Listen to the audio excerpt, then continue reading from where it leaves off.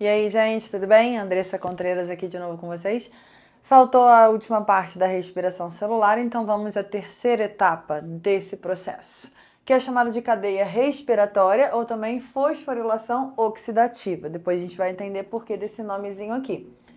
E ela acontece nas cristas mitocondriais, ou seja, nas dobras da membrana interna das mitocôndrias, né? Então nós temos aqui, ó, uma mitocôndriazinha, tem uma lupinha, aumentamos aqui, ó, essa é a membrana externa da mitocôndria, vamos lembrar que elas têm duas membranas, né? Uma externa e uma interna. Essa aqui seria a membrana interna que forma a crista mitocondrial, certo? E reparem que existe um espaço, então, entre membrana externa e membrana interna, e crista, que é chamado de espaço intermembranar, intermembranal, intermembranoso. Todos esses nomes funcionam, certo? E aqui dentro nós temos a matriz mitocondrial, que é aquele gel que preenche o interior das mitocôndrias, certo? E aí o que a gente percebe? Né, que essa etapa é a etapa que mais produz ATPs.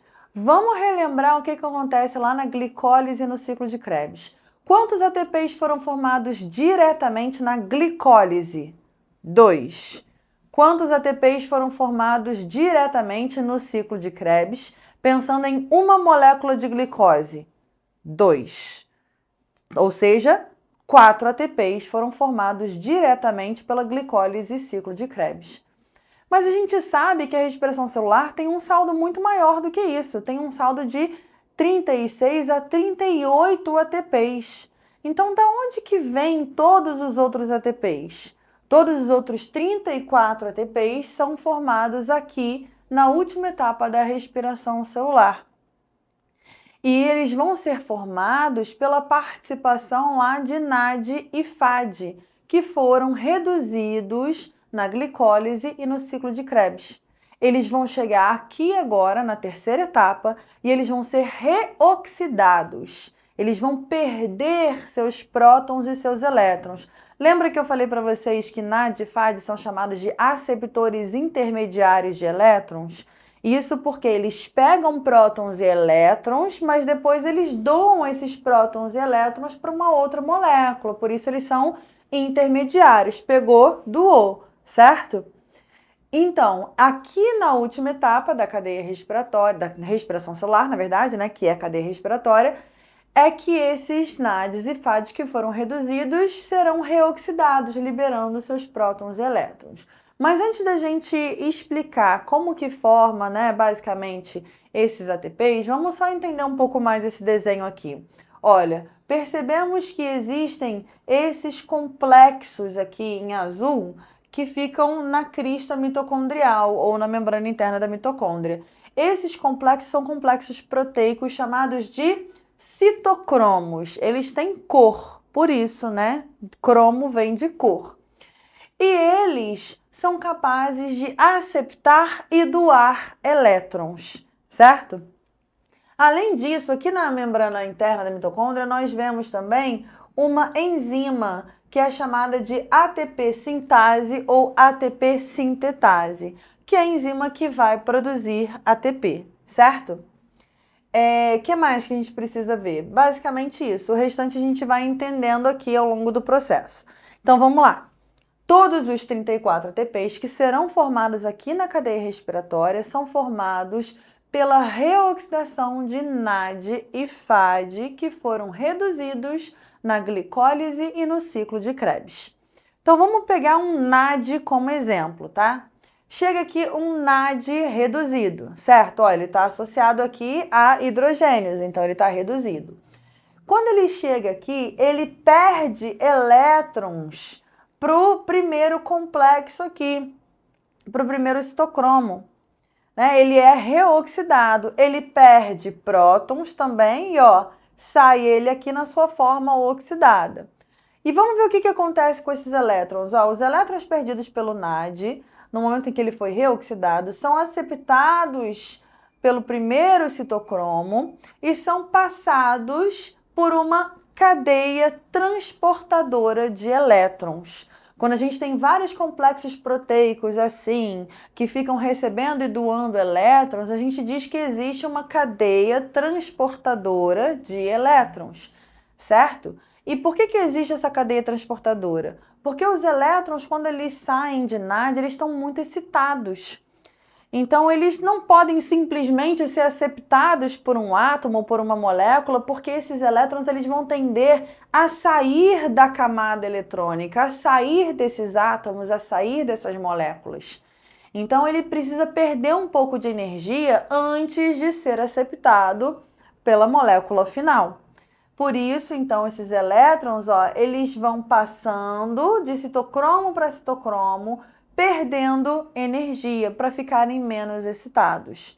Esse último citocromo aqui, ele é muito importante, gente. Ó, um asterisco, abobrinha aqui, vamos vir para cá. Esse citocromo ele é chamado de citocromo C-oxidase, porque ele vai pegar esses elétrons, esses dois elétrons, e ele vai doar para um oxigênio que, juntamente com os prótons que foram liberados pelo NAD no momento da sua reoxidação, forma água. Ou seja, é o oxigênio que vai aceptar os prótons e os elétrons que foram perdidos da molécula de glicose e vai formar água. Então, a participação do oxigênio na respiração celular é formar água, e percebam que ele só participa dessa última etapa. A gente não vê participação de oxigênio nem na glicólise e nem no ciclo de Krebs. E a gente diz, então, que o oxigênio ele é o aceptor final de elétrons, porque, afinal, ele pega esses elétrons que antes estavam com NAD e FAD e não doa para mais ninguém, por isso, aceptor final de elétrons. Então, o citocromo C-oxidase, ele doa elétrons para o oxigênio, que também se liga a prótons, formando água. Percebam, então, que o oxigênio que a gente inspira na respiração vai ser utilizado para a formação de água, certo? E a gente já viu que o gás carbônico que a gente expira, ele é oriundo da quebra da molécula de glicose, certo? Beleza. Então, NAD e FAD são reoxidados, perdem elétrons que passam por uma cadeia transportadora de elétrons, pela cadeia respiratória, nesse caso, e esses elétrons são aceptados por oxigênio no final, que junto com prótons forma água. Ok. Cadê o ATP? Até agora a gente não falou dele. Então, não é simplesmente pela cadeia transportadora que se produz ATP. O processo é um pouquinho mais complexo. Vamos lá. Quando os elétrons passam pela cadeia, eles não perdem energia porque eles estão superexcitados, como eu falei para vocês? Pois bem, essa energia ela não é simplesmente perdida, ela é aproveitada para um bombeamento de íons de hidrogênio que estavam aqui, na matriz mitocondrial, tá? E vão ser bombeados para o espaço intermembranar. Estão vendo? Por que eu falo bombeamento? Porque a gente vai formar um gradiente de concentração em relação ao íon hidrogênio. Eu tenho muito mais íons hidrogênio aqui no espaço intermembranar do que aqui na matriz mitocondrial. Percebam? Em amarelinho para facilitar, né? Para ser bem didático, tá? Então, o fluxo de elétrons, à medida que esses elétrons vão passando pela cadeia transportadora e perdem energia, permite um bombeamento de íons hidrogênio da matriz mitocondrial para o espaço intermembranar, formando o que a gente chama de gradiente quimiosmótico. Essa é uma palavra-chave que a gente precisa saber nesse processo aqui, nessa última etapa. Gradiente quimiosmótico. Por que esse nome? Ora, químio porque é um gradiente de concentração, ou seja, existe uma diferença de concentração aqui, de um íon, o íon hidrogênio. Por isso, quimio-osmótico, porque você forma um gradiente de concentração, certo? Esse gradiente quimiosmótico ele é muito importante, porque o que vai acontecer agora, gente? Se eu tenho uma diferença de concentração de íons hidrogênio, se eu tenho muito mais aqui no espaço intermembranar do que na matriz mitocondrial, qual é a tendência desses íons hidrogênio? retornar para a matriz mitocondrial para equilibrar a concentração das duas soluções, dos dois meios, certo? Só que o que acontece? Esse íon aqui, ele só consegue retornar pela matriz, para a matriz, na verdade, né? Pela ATP sintase. Então, ó, os íons hidrogênio retornam para a matriz através da ATP sintase. A ATP sintase, gente, é como se fosse um motorzinho. Quando o hidrogênio passa por aqui, ele gira, a ATP sintase gira, né? E aí libera-se um outro tipo de energia que vai ser aproveitada nesse momento para fosforilar um ADP e formar ATP. É assim que se forma o ATP na última etapa da respiração celular. Vou repetir com calma pra gente. Olha só. A maioria dos ATPs são formados, ou é formada, né? É formada aqui na última etapa da respiração celular, tá? 34 ATPs. Como? A partir da reoxidação de NAD e FAD. Quando eles são reoxidados, eles perdem prótons e perdem elétrons. Esses elétrons são aceptados pelos citocromos e são transportados pela cadeia respiratória, que é uma cadeia transportadora de elétrons, porque apresenta esses complexos proteicos, esses citocromos. Então, forma-se um fluxo de elétrons. Esses elétrons, no final, eles são aceptados por oxigênio e, junto com outros prótons, forma-se água. Por isso, o oxigênio é o aceptor final de elétrons, utilizado na formação de água. E só que esse fluxo de elétrons aqui, ele permite a perda de energia desses elétrons porque eles estão superexcitados. E aí essa energia é utilizada para o bombeamento de íons hidrogênio que estavam na matriz para o espaço intermembranar, formando um gradiente quimio-osmótico. Químio, né, de íons de hidrogênio, osmótico porque tem uma diferença aqui de concentração entre esses dois meios. E aí, os íons hidrogênio que estão agora no espaço intermembranar, eles tendem a retornar para a matriz para tentar igualar as suas concentrações e eles só conseguem fazer isso através da ATP sintase. Como a ATP sintase é uma enzima, né, que também gera energia à medida que esses hidrogênios passam, essa energia ela é utilizada para fosforilar um ADP em ATP. Por isso também essa última etapa é chamada de fosforilação oxidativa.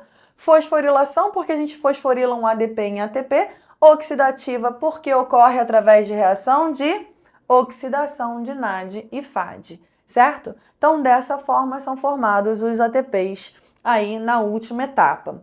Vamos lembrar o seguinte, ó, aí como é que faz esse cálculo, né, de 34 ATPs? A gente tem que, para cada FAD reduzido, podem ser formados até 2 ATPs. E para cada NAD reduzido, podem se formar até 3 ATPs. Então, vamos retomar lá o saldo da glicólise, né? Diretamente, a glicólise produz 2 ATPs. Mas a glicólise também produz 2 NADs reduzidos. Vezes 3 ATPs, né? Para cada NAD, eu tenho a formação de 6 ATPs na cadeia respiratória pelos NADs que foram reduzidos lá na glicólise. Beleza, tá?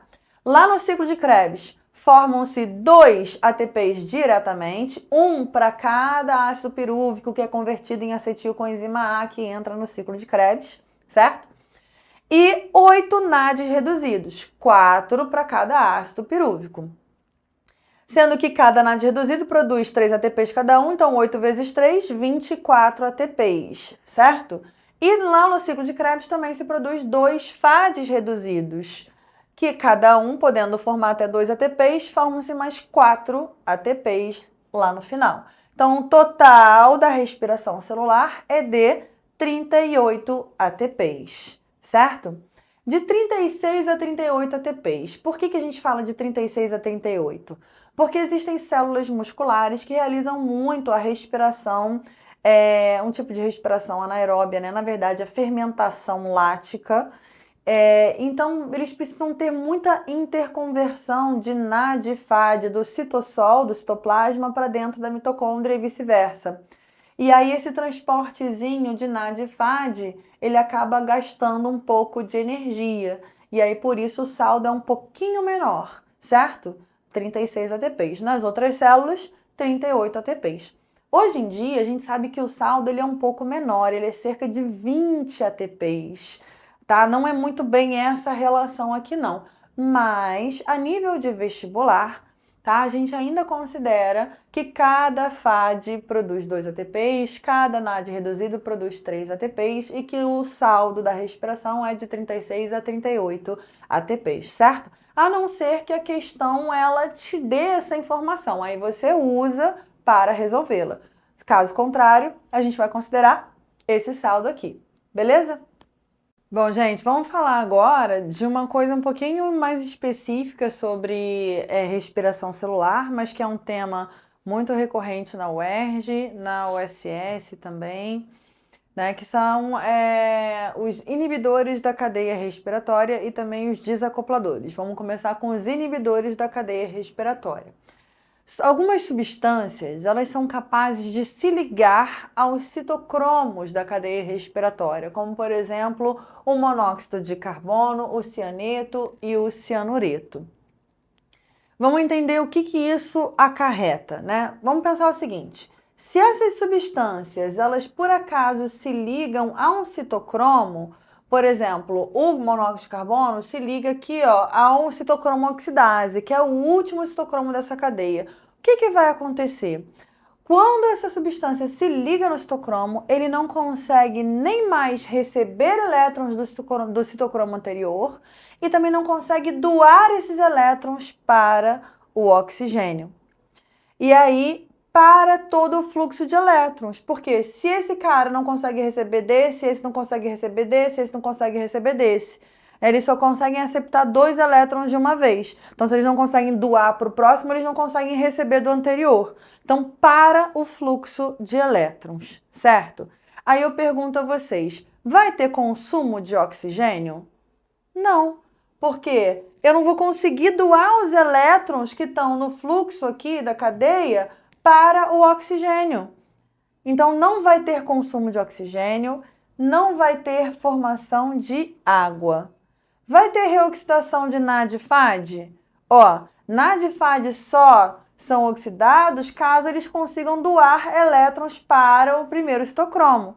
Então, se esse não consegue receber desse, não consegue receber desse, desse não consegue receber desse, esse primeiro complexo aqui não consegue receber os elétrons de NAD e FAD. Ou seja, não ocorre também reoxidação de NAD e FAD. Outra pergunta, ocorre a formação do gradiente quimiosmótico? Não, porque os íons hidrogênio eles só são bombeados para o espaço intermembranar à medida que os elétrons eles passam pela cadeia transportadora. Então, não se forma o gradiente quimiosmótico. E aí, por acaso, os íons hidrogênio vão retornar para a matriz? Não, porque não vai ter diferença de concentração, não vai ter o gradiente quimiosmótico. O que acontece com a produção de ATP, então? Ela cai, e cai muito, né? Podendo cessar completamente. Então, a célula, ela não consegue mais produzir ATP. E ela também não consegue consumir oxigênio. E aí, se não tem cadeia respiratória, também não pode ocorrer ciclo de Krebs. Porque como essas duas etapas elas ocorrem na mitocôndria, né, e a cadeia respiratória é responsável pela reoxidação de NAD e FAD, que serão reduzidos lá no ciclo de Krebs, simplesmente para esses dois processos, né? Porque pensa o seguinte, lá no ciclo de Krebs, para entender um pouquinho o que eu acabei de falar.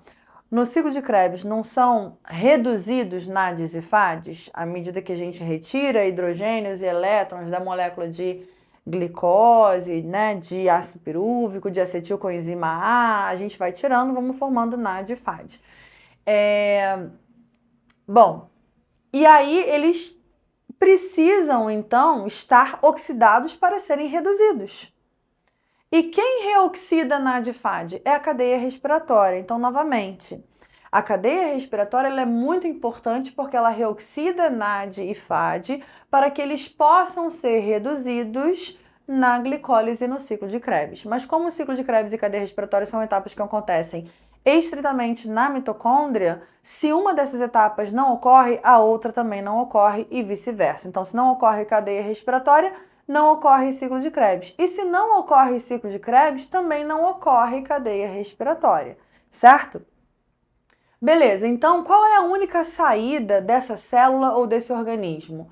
É realizar fermentação, caso essa célula ou esse organismo possa realizar isso, né? E aí continua-se a produção de ATP. Caso eles não consigam realizar fermentação, né, a célula ou esse organismo para de produzir ATP e morre, certo? Então, inibidores de cadeia são substâncias que se ligam aos citocromos das cristas mitocondriais, tá? Da cadeia respiratória, impedindo o fluxo de elétrons, bloqueando o fluxo de elétrons, certo?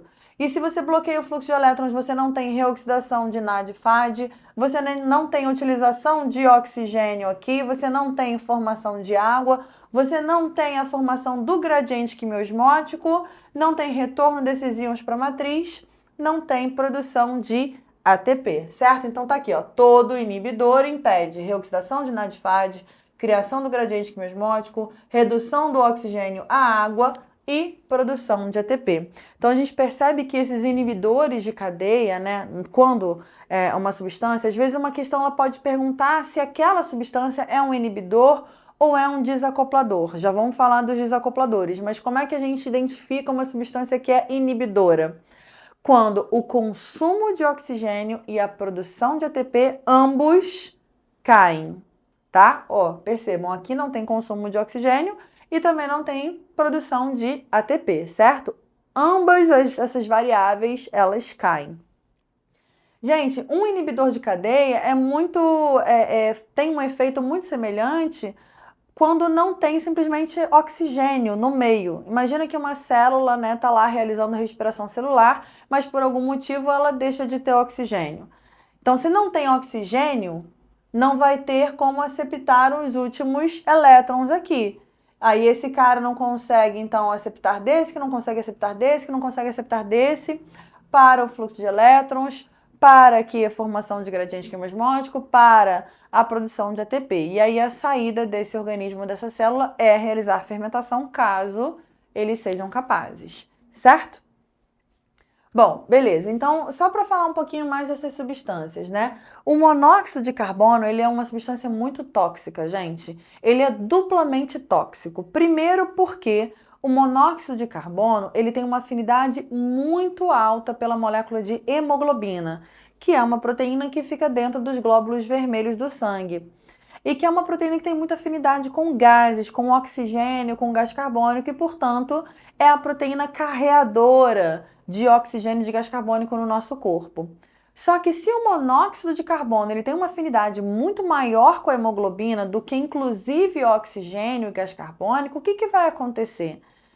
Essa hemoglobina ela vai ficar praticamente inutilizada. Só para a gente ter uma ideia, gente, o monóxido de carbono ele tem uma afinidade cerca de 20 vezes maior que o oxigênio tem pela hemoglobina, né? Então, uma vez que a hemoglobina se liga com o monóxido, ela não se desliga mais. Por isso, você compromete a captação de oxigênio, né, e a utilização de oxigênio pelas células na respiração celular, certo? Por isso que o indivíduo ele pode morrer asfixiado, tá? Porque as células não têm oxigênio, tá? Porque ele não consegue captar oxigênio realmente por causa dessa ligação. Bom, esse é o primeiro motivo de por que o monóxido ele é tóxico. O segundo motivo é que existe um monóxido na forma de gás também que se difunde para o sangue. E aí ele entra dentro das células e ele se liga à citocromo-oxidase, atuando como um inibidor de cadeia respiratória, diminuindo então ainda mais aí, ó, o consumo de oxigênio e a produção de ATP, certo? Por isso, Muitas pessoas, inclusive, já morreram por inalação de monóxido de oxigênio. Então, a gente tem que ter muito cuidado em relação a isso, né? E o monóxido de... Eu falei monóxido de oxigênio, né? Desculpa, gente, monóxido de carbono, tá? E o monóxido de carbono, ele é uma substância, é um gás tóxico que é eliminado pela combustão de combustíveis fósseis, então por automóveis, por indústrias, né? E é liberado para a atmosfera. Então, ele fica ali na atmosfera e a gente acaba respirando. E é por isso que quando você tem túneis muito grandes nas cidades, você tem várias placas e vários ventiladores dentro desse túnel, né? Os ventiladores para retirar, funcionando como exaustores, né? Para retirar esses gases tóxicos da combustão ali dos automóveis. E as placas, elas orientam sempre que tiver um engarrafamento dentro do túnel, por exemplo, muito parado, para as pessoas desligarem os carros quando não estiverem andando. Né? E isso minimiza então a emissão de monóxido de carbono para dentro do túnel e minimiza também a intoxicação das pessoas que estão ali presentes, certo? Bom, gente, o cianeto e o cianureto são duas substâncias muito parecidas, né? O cianeto foi a causa da intoxicação e da morte de muitas pessoas naquele caso da Boate Kiss, lá em Santa Maria. Né? A boate, ela acabou, teve um curto-circuito, eu acho, né? Acabou pegando fogo e as espumas de isolamento acústico, elas acabaram também queimando. E essas espumas, elas liberaram, ao queimar, cianeto. E o cianeto também é um inibidor de cadeia, então muitas pessoas também morreram asfixiadas por causa, né, da inalação desse gás. E o cianureto é um gás também parecido com o cianeto, também é um inibidor de cadeia, que foi muito utilizado na Segunda Guerra Mundial. Principalmente quando as pessoas elas eram capturadas pelo inimigo, né, no caso, então, para elas não sofrerem torturas, etc., né? Elas acabavam se suicidando. Então, eles tinham uma cápsulazinha, por exemplo, que eles ingeriam, né? Eles, na verdade, quebravam aqui na boca e aí liberava cianureto. E aí, o cianureto, sendo extremamente tóxico, né? Atuando como inibidor de cadeia, causava a morte rapidamente dessas pessoas. Também foi utilizado o gás cianureto, né? Nas câmaras de gás, certo? Vamos lá, gente. Para terminar aí a cadeia respiratória, a gente vai falar agora dos desacopladores de cadeia respiratória, que são substâncias que vão desfazer o gradiente quimiosmótico. Olha só, tá? Algumas substâncias, como os termogênicos, mesmo os sintéticos, como muito vendidos por aí, né? Como o Jack 3D, oxelite, todos esses tipos de termogênicos que são um pouquinho perigosos, vamos assim dizer, de usar, né? Já que muitos deles não são liberados pela Anvisa aqui no Brasil.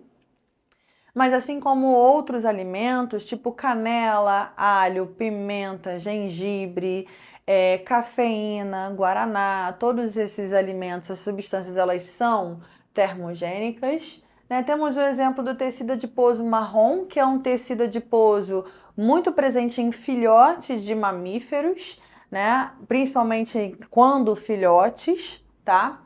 E uma substância que é o dinitrofenol. Vamos lá. O que esses desacopladores eles fazem, tá? Eles vão criar como se fossem poros aqui na membrana interna da mitocôndria. Muitos desacopladores, eles formam uma proteína portão, uma permease de prótons de hidrogênio. E aí o que vai acontecer? Né? Lembra que o fluxo de elétrons estava acontecendo, liberando energia para a gente bombear íons hidrogênios para o espaço intermembranar, para formar o gradiente quimiosmótico, e aí esses íons eles retornariam para a matriz pela ATP sintase? Beleza, porque era o único jeito que eles tinham para retornar. Agora, se essa substância, ela por acaso forma uma permease, uma proteína portão, uma proteína canal aqui, o que vocês acham que vai acontecer? Esses íons hidrogênio aqui, eles vão passar pela ATP sintase ou eles vão preferir passar, diretamente por aqui? Já que é um portão, é um canal que está aberto. Eles vão preferir passar por aqui. Então, a gente vai desfazer o gradiente quimiosmótico, porque à medida que esses prótons eles forem bombeados para o espaço intermembranar, eles vão retornar por essa proteína portão aqui, certo? Alguns desacopladores são substâncias lipofílicas, que se ligam aos hidrogênios aqui e acabam passando para dentro da matriz. Existem vários tipos. Aqui eu estou dando o exemplo de um tipo de desacoplador que forma uma proteína portão, tá? Bom, de toda forma, todos esses desacopladores, eles vão desfazer o gradiente quimiosmótico. E aí, o que vai acontecer com a produção de ATP, gente? Vai cair, certo? Mas olha a diferença de um inibidor de cadeia. Por acaso, um desacoplador, ele inibe fluxo de elétrons? Não. Fluxo de elétrons ocorre normalmente na difade aqui, são reoxidados, perdem seus elétrons, os elétrons passam pela cadeia transportadora, ocorre o bombeamento aqui de prótons, esses elétrons eles são aceptados pelo oxigênio, que junto com os dos prótons forma água. Isso aqui, tá, continua acontecendo. Inclusive, tudo isso aqui acelera. Vamos pensar o seguinte, ó. Se essas substâncias desacopladoras desfazem o gradiente quimiosmótico e a produção de ATP diminui, o que um organismo, o que uma célula vai pensar? Poxa, eu estou produzindo pouco ATP, preciso acelerar essa produção aí. Então, acelera-se taxa de respiração celular. Aumenta, por exemplo, o consumo de glicose, ou ainda o consumo de qualquer outro substrato que possa ser utilizado na respiração celular para a produção de ATP. Como, por exemplo, o ácido graxo, que é convertido em acetilcoenzima A, aminoácidos, que também podem ser convertidos em acetilcoenzima A, até mesmo o glicerol também pode ser convertido e utilizado, certo? Lembrando que o principal, assim, o preferencial substrato é a glicose. Mas aí, né, nessas situações, como você precisa tentar produzir mais ATP, você consome uma grande quantidade de substratos. Tá? Então, aumenta-se a taxa de respiração celular, aumenta o consumo de glicose, aumenta o fluxo de elétrons, a velocidade do fluxo de elétrons, né? E aumenta o que, gente? O consumo de oxigênio e aumenta a formação de água. Percebam o seguinte, que num desacoplador, o consumo de oxigênio aumenta enquanto a produção de ATP diminui. Essas variáveis, elas se desacoplam. É por isso que é chamado de desacoplador de cadeia respiratória. Um inibidor de cadeia provoca o quê? Redução do consumo de oxigênio e redução da produção de ATP. Tanto o consumo de oxigênio quanto a produção de ATP caem, certo? Num desacoplador, o consumo de oxigênio aumenta e a produção de ATP diminui, certo? Beleza, então, ó, o que a gente vê aqui? Todo desacoplador diminui. Peraí, deixa eu ficar desse lado, né? Todo desacoplador diminui a formação do gradiente quimiosmótico, porque de alguma forma vai desfazer isso, certo? E diminui também a produção de ATP, podendo até cessar. E aumenta fluxo de elétrons, a velocidade do fluxo de elétrons, aumenta o consumo de oxigênio e aumenta o consumo de substratos para a respiração celular, certo? Então, muitas substâncias, elas são utilizadas aí, por exemplo, para emagrecimento, como que eu já falei, o oxalite, o Jack 3D. Muitos alimentos termogênicos são amplamente consumidos na tentativa de você acelerar o metabolismo. Ora, não falei para vocês que a taxa de respiração celular aumenta? Então o metabolismo aumenta. E por que normalmente essas substâncias termogênicas elas são emagrecedoras? Porque você aumenta o consumo de substratos para respiração celular. Então você aumenta o consumo de glicose, mas você também começa a mobilizar outros tipos de substratos, como por exemplo os lipídios. Você quebra os triglicerídeos em ácido graxo e glicerol. E o ácido graxo ele é facilmente convertido em acetilcoenzima A, que entra no ciclo de Krebs para a produção de ATP.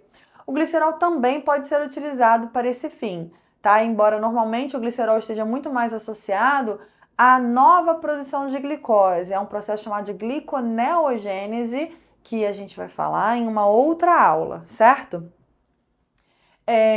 Bom, e aí você então também começa a quebrar inclusive proteínas para gerar aminoácidos. Para você quebrar os aminoácidos, rola uma reação de desaminação, você retira o grupamento amina dos aminoácidos e forma acetilcoenzima A, também para a produção de ATP. Então, de toda forma, você acaba emagrecendo, porque o seu corpo interpreta que você não está produzindo muito ATP, então ele tenta produzir mais ATP e aí acaba consumindo mais substratos, consumindo mais oxigênio, certo? Mas ainda assim a produção de ATP ela não aumenta significativamente. Tudo bem? E é por isso que é um pouco perigoso de utilizar determinadas substâncias em grande quantidade, né? Porque o organismo, por mais que ele tente produzir ATP, ele não vai conseguir produzir muito ATP e se for uma situação em que você precisa disso, pode ser que você não tenha ATP suficiente, certo? E por que eles também são chamados de termogênicos? Porque eles geram calor. A gente tem que lembrar que a respiração celular é um processo que retira energia em potencial da molécula de glicose e armazena na forma de ATP. Mas nem toda a energia que estava na molécula de glicose consegue ser armazenada na forma de ATP, porque à medida que a gente vai quebrando a molécula de glicose, parte dessa energia ela é dissipada na forma de calor, que é uma energia que a gente não consegue utilizar. Inclusive, esse calor, ele é muito importante para a manutenção da nossa temperatura corporal interna, que é constante, certo? Então, esses termogênicos, quando eles aceleram a taxa de respiração celular, aceleram também a produção de calor. Por isso que o indivíduo ele fica mais quente, né? E, inclusive pode suar mais, porque você começa a ativar mecanismos reguladores agora de resfriamento de temperatura corporal. E é nesse sentido, que o tecido adiposo marrom presente em filhotes atua. Né? Esse tecido adiposo marrom é um tecido adiposo específico, né, que tem uma substância desacopladora, que na verdade tem um hormônio que atua nesse tecido adiposo marrom, fazendo um desacoplamento para que esse indivíduo ele produza mais calor no seu tecido adiposo marrom. Como os filhotes, eles são frágeis, né? Normalmente estão se desenvolvendo, eles também não têm, às vezes, muitas estratégias de manter a sua temperatura corporal, às vezes, né, se abrigar, etc. Esse tecido adiposo marrom ele é de extrema importância para a produção de calor e para a manutenção de calor desses filhotes, certo? Além disso, gente, tem o dinitrofenol também, né?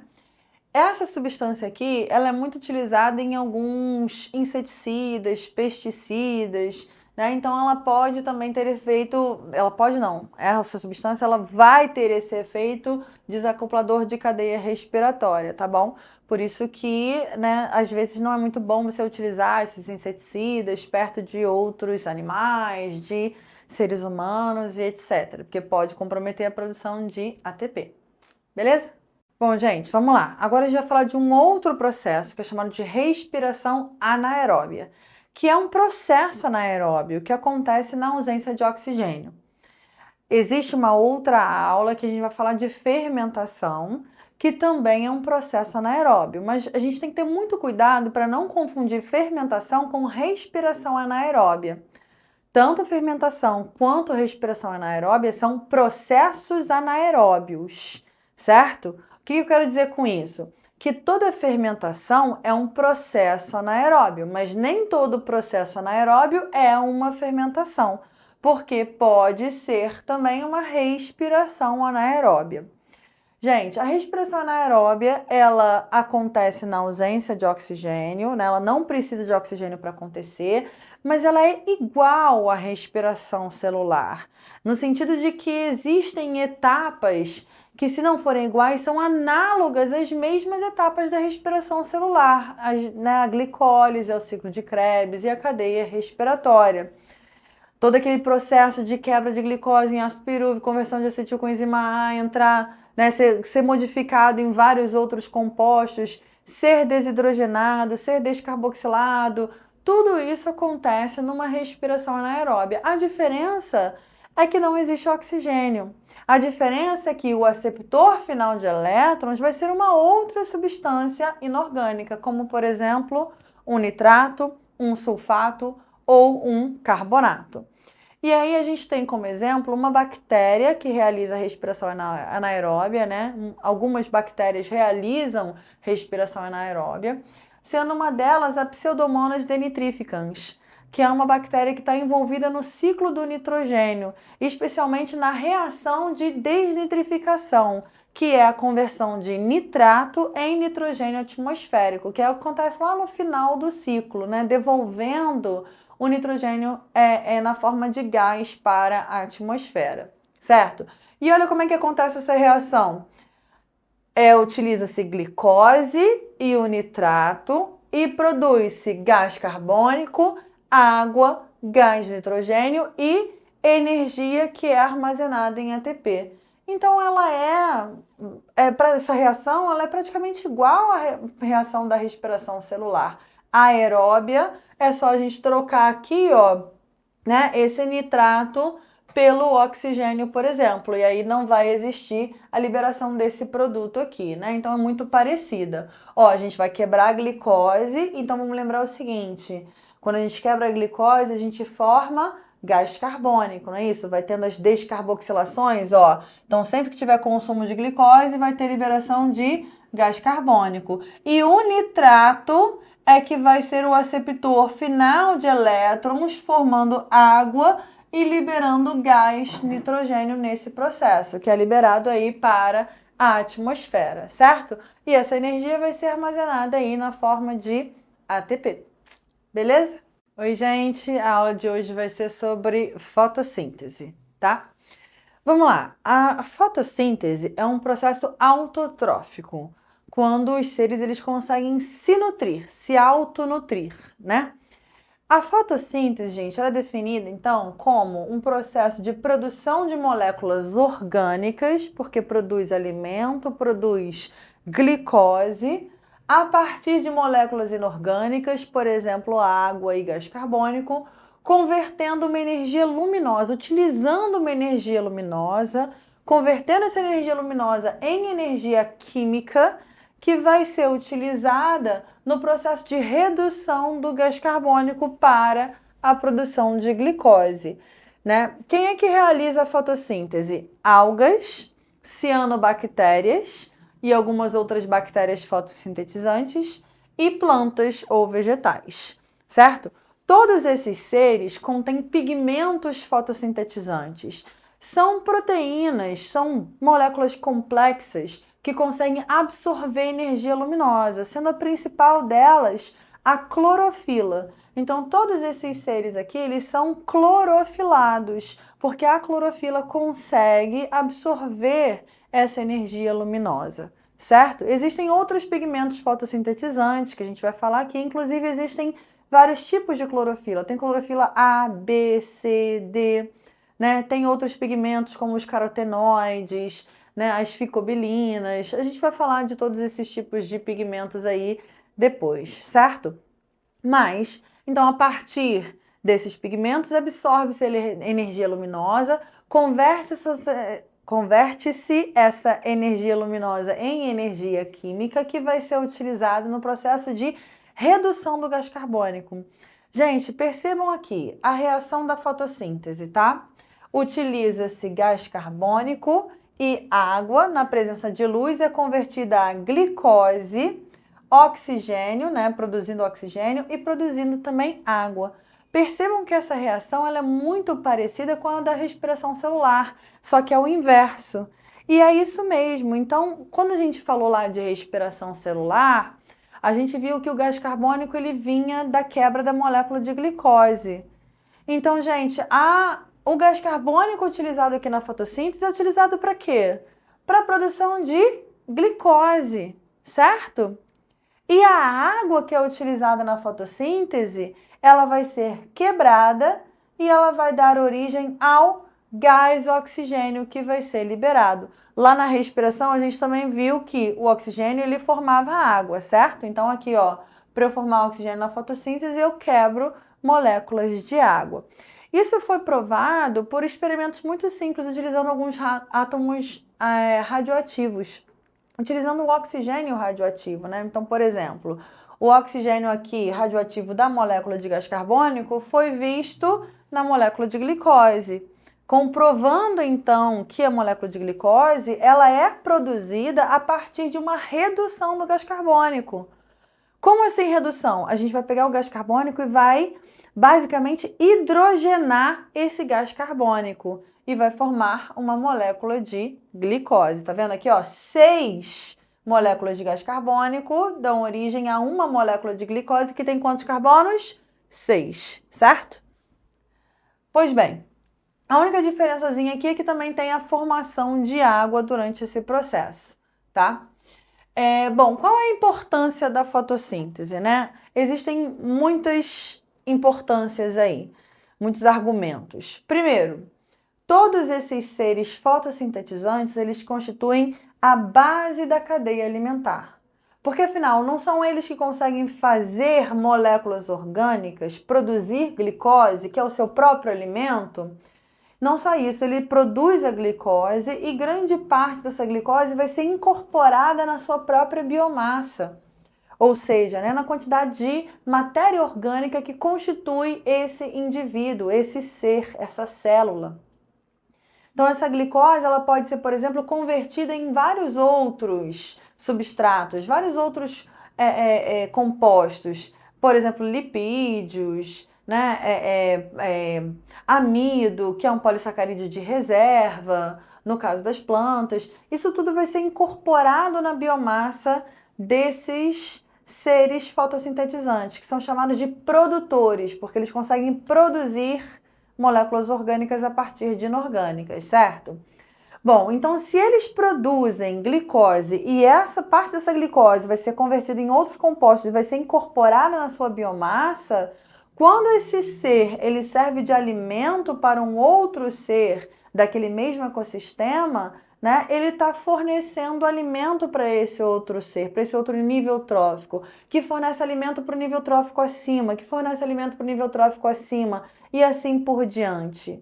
São os produtores, são os fotossintetizantes os responsáveis pela inserção de matéria orgânica dentro de um ecossistema. Por isso, eles constituem a base da cadeia alimentar de todo o ecossistema. De todo não, de quase todo o ecossistema, né? Como a gente pensa que a grande maioria dos ecossistemas tem incidência luminosa, então aí sim, né, a base da cadeia serão sempre os fotossintetizantes. Somente naqueles ecossistemas em que a gente não tem luz é que a gente vai ter outra base da cadeia alimentar. Aí seriam os quimiosintetizantes, que é um processo que a gente vai falar depois, em outra aula, certo? Outra importância da fotossíntese, liberam oxigênio para a atmosfera. A maioria dos seres vivos realiza respiração celular que utiliza oxigênio, né? E que utiliza uma energia da molécula de glicose e armazena em ATP, aula de respiração celular. Então, a grande maioria dos seres vivos utiliza esse oxigênio. Então, os fotossintetizantes liberam oxigênio para a atmosfera que pode ser utilizado por todos os seres que fazem respiração celular. Além disso, nesse processo de fotossíntese, captam gás carbônico, que é um gás estufa, ou seja, é um gás que retém radiação infravermelha que vem com a luz do sol aqui na Terra, esquentando a Terra. Né? E o que a gente percebe hoje é que o aumento da emissão de gás carbônico por automóveis e indústrias, pela combustão de combustíveis fósseis, ele está aumentando esse efeito estufa, ou seja, está se retendo mais calor na Terra. E isso provoca, então, aquecimento global e várias outras consequências que eu deixo isso para a aula de ecologia, tá? Mas, quando esses seres fotossintetizantes captam gás carbônico para produzir glicose, eles, de certa forma, minimizam o efeito estufa, né? Porque diminuem a quantidade de gases estufa que estão na atmosfera, certo? Beleza. Onde que ocorre a fotossíntese? Aí a gente tem que pensar o seguinte, bactérias fotossintetizantes, cianobactérias, são seres procariontes, né? A sua célula é muito mais simples, muito menor, né? Também não tem todas aquelas organelas complexas, membranosas, tipo complexo de Golgi, retículo plasmático liso, rugoso, lisossomo, tudo isso, nada tem, certo? Então são seres muito simples. Por isso não apresentam também cloroplastos. Por isso a fotossíntese ela vai ocorrer nas moléculas de clorofila que ficam depositadas no hialoplasma dessas bactérias, que fica associada a um sistema de endomembranas. São várias membranas internas onde essa clorofila ela vai se depositando, certo? Agora, pensando nas algas e nas plantas, esses seres eles são eucariontes, né? Então possuem células já que têm várias organelas, células maiores, mais organizadas, que têm todas aquelas organelas complexas e que têm cloroplasto. O cloroplasto é um tipo de plasto de uma célula vegetal que armazena clorofila no seu interior, certo? Então, cloroplasto de clorofila. E aí, o cloroplasto, ele é uma organela que tem uma dupla membrana, uma membrana externa e uma membrana interna. E essa membrana interna, ela sofre dobras e ela forma vários disquinhos, como se fossem moedinhas dentro de um cloroplasto, como vocês podem ver na imagem aí, né, que são os tilacoides. E fora isso, tem o gel que preenche o interior do cloroplasto, que é chamado de estroma. E quando a gente fala de fotossíntese, a fotossíntese ela é dividida em duas etapas. Fase clara, ou também chamada de fase luminosa, ou fase fotoquímica, tá? Que depende de luz e que acontece na membrana dos tilacoides, daqueles disquinhos que eu falei para vocês. E tem a fase escura, também chamada de puramente química, que é onde ocorre o ciclo de Calvin-Benson, ou também chamado de ciclo das pentoses, tá? Que não depende de luz e que acontece no estroma do cloroplasto. Só uma observação, gente. A fase clara depende de luz, fase escura não depende de luz. Mas fase clara depende da escura e a fase escura depende da fase clara. Isso significa que se não tem fase clara, não vai ter fase escura, e se não tiver fase escura, não vai acontecer fase clara. Então, se a fase clara depende de luz, a escura não, mas a escura depende da clara, ambas as fases só acontecem na presença de luz, só acontecem durante o dia, certo? Então, a gente vai falar um pouco melhor dessas fases agora, né? O que acontece, por que elas são interdependentes, certo? Quais etapas efetivamente acontecem aqui, beleza?